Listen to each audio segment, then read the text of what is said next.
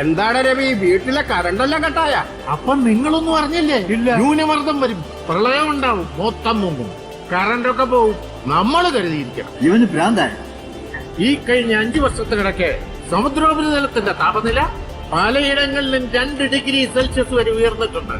ഇനിയും 2 അതിൽ കൂടുതലോ ന്യൂനമർദ്ദങ്ങൾ അറബിക്കടലിൽ രൂപപ്പെടാൻ സാധ്യതയുണ്ട്. അങ്ങനെ സംഭവിച്ചാൽ വലിയൊരു മഹാപ്രളയമായിരിക്കും നാം നേരിടാൻ പോകുന്നത്. നീണ്ട 26 വർഷങ്ങൾക്ക് ശേഷമാണ് ഇടുക്കി ഡാം എന്ന് തുറക്കാൻ പോകുന്നത്. ഈ പ്രശ്നങ്ങളുടെ സീരിയസ്നെസ് ഇതുവരെ പബ്ലിക്കിന് ബോധ്യമായിട്ടില്ല.